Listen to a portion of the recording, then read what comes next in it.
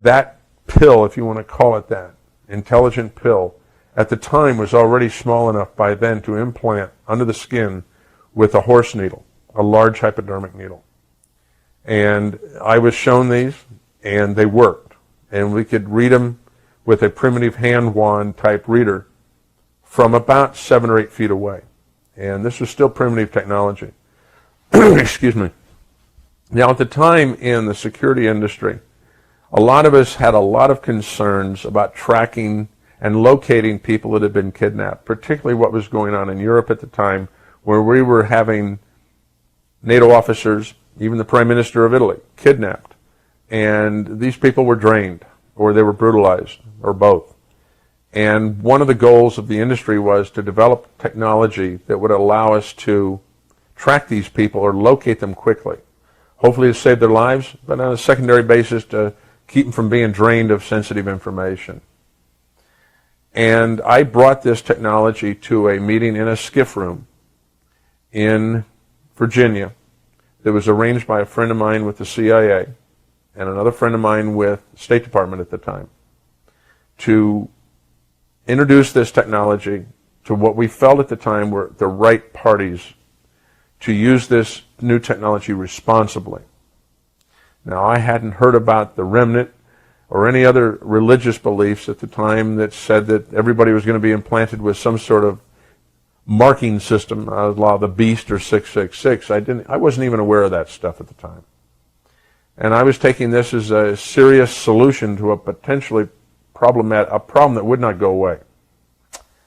And it was interesting, we met in this room, and because of the tight meetings we were involved with, certain people would not give you their full name or where they came from. I just had to trust that my 2 contacts had contacted the right parties to be there at the right time, and that they would all be responsible individuals. There was a mistake. After that meeting, I discovered that 2 of the people in the meeting had never been asked there, yet they knew about the meeting. They knew what it was about. They knew who was going to be there. And later research indicated that one of them actually worked for the Department of Agriculture and one of them worked for the Department of the Treasury. What prompted our looking at these 2 men was that the way they asked the questions they asked, the attitude behind them, even the body language, indicated that they had reasons for the use of this technology other than the one that was intended at the meeting. In fact, their largest concern was, how fast could we make a couple billion of them? And could we each give each one of those a unique identity number? Now, this particular pill-shaped device, very minute, had a lot of flexibility in its capabilities. It was basically just almost a transponder. You would send a frequency to it, and it would respond back with its unique number, which could not be changed once the chip was made. Yet there were a lot of capabilities that could be added to this chip, such as monitoring temperature, blood pressure, pulse, and even waveforms out of the brain. But that was for research down the road. What was amusing to me a few months ago on a website that likes to collect articles on the unusual is that a lady out east had a chip removed from her body in 1999. They had it blown up on the website. And it was a slight modification of this chip from Denver with some of its enhancements. And it was put in her, she believes, in either 1980 or 1981. What was amusing about this was that this gentleman never had to worry about money again. And he quietly passed on a lot of this technology to somebody we never knew. And this concerned my contacts in Washington because it never went anywhere with them. Somebody else took it and ran with it, and we never knew who it was. Now, in 1984, I found another technology by just sniffing the web, sniffing the literature of our industry and a dozen other industries, and I found that there was a professor at the University of New South Wales, where I still have the files on, that had discovered a way to make a microscopic lithium niobate chip. And by accident, he had scratched it. And he had a RF transmitter there. And he had a receiver on by sheer chance. And he found that on a certain frequency, he could send an energy beam to the chip. And it would respond back with a number. He worked on that technology. And that technology, eventually, I found out about. We flew him into Denver to our company, Systems Group of Colorado, and we did a test. He had some primitive small chips he brought with him. They are totally passive and very small, a 32nd of an inch, and only a couple thousandths thick. And by etching them, you could again create a unique signature, unique to each one. And this one theoretically could, depending on the size of it and the size of the etching, could have a unique number in the billions and billions. In fact, the test we did was amusing in that we set up a transmitter and a receiver based on removing a air grill from our drop ceiling and plugging up our transceiver into that as our antenna. And we were able to read that thing glued to a little piece of cardboard from 100 feet away with a piece of grill out of a drop ceiling, which is a pretty primitive antenna. Because we didn't know what frequency it was dealing with, so we had to come up with some kind of instant generic antenna. We were so impressed with the capabilities of this. It would read through thin layers of material, like thin plywood. And we were so impressed that, again, I felt that this was a technology that truly had some value. Because we also discovered in some testing that the papers work he had with him, that if we had a microscopic coil antenna with this, that we could read this from a mile away. And his later on analysis, a few weeks later, he got back to me and said that if we had an antenna, a coil antenna 2 inches in diameter with a chip in the middle, and that what the antenna is actually doing is acting as an amplifier to a great extent. And that what sends back out is a harmonic of the original frequency.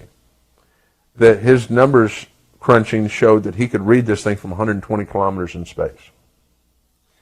And that there were other attributes of this chip that could be tied into it, especially if it was powered in some minute way, and give it a lot more kickapoo juice. Well, again, I took this, and a lot more care this time, to a meeting that we had in Virginia at a subcontractor's company that I knew that does a lot of work for the Intel community.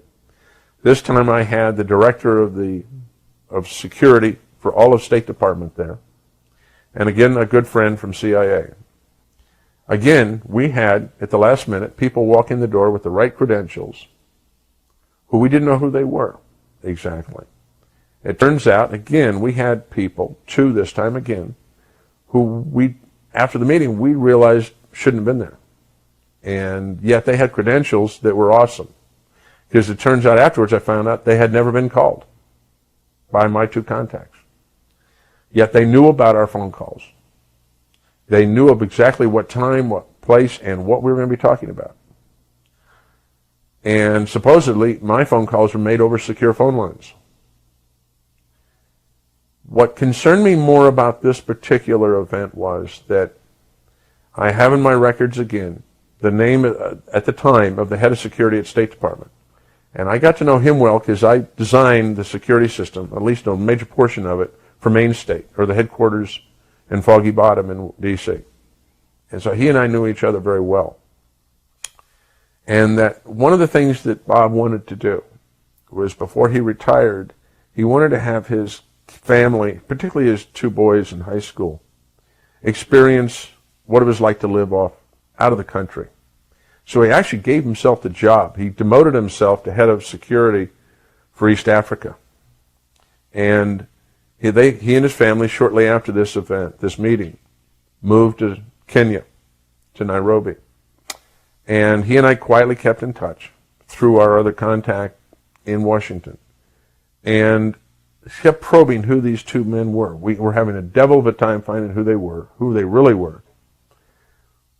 Because what bothered me was that the professor all of a sudden got a giant grant The technology was transferred. He never had to work again the rest of his life.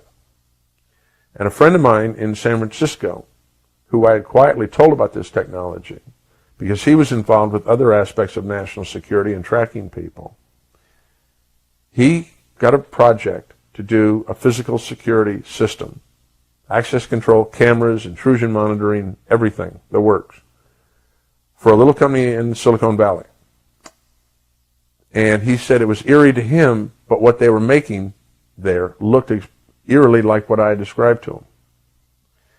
He built the security system in this modern fab, building billions of these little chips. He wound up a year later being asked if he'd want to buy the security system back. They were shutting the factory down after they'd made billions and billions of these little chips. And it was a division of a rather major European electronics firm that had the plant. Which one? Siemens. And what concerned me was that they had built these chips, and who knows what happened to them. And they built them in the billions in volume, because they're so small that you can take a 6-inch wafer and make hundreds of thousands of them on a wafer. And they disappeared somewhere.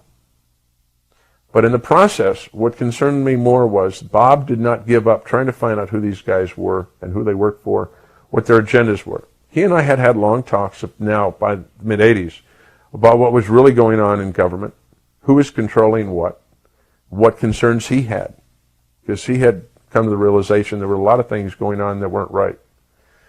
And he had supposedly made some contacts to find out more of what was going on. And he had contacted our mutual friend at CIA, another long-term contractor, been involved since World War II, in the very founding of the CIA, who got in touch with me and said, Bob's got something hot, and when he's back in the country again on business, we're going to get a meeting. A few days later, Bob was on his way to work just after dropping the 2 boys off at a private high school, I believe, in Nairobi. He was on the way to the embassy. And he was broadsided at a stoplight at 60 miles an hour by a reinforced Land Rover. He was killed instantly. The Brit that supposedly was drunk at 7 in the morning, was taken to the hospital and immediately disappears.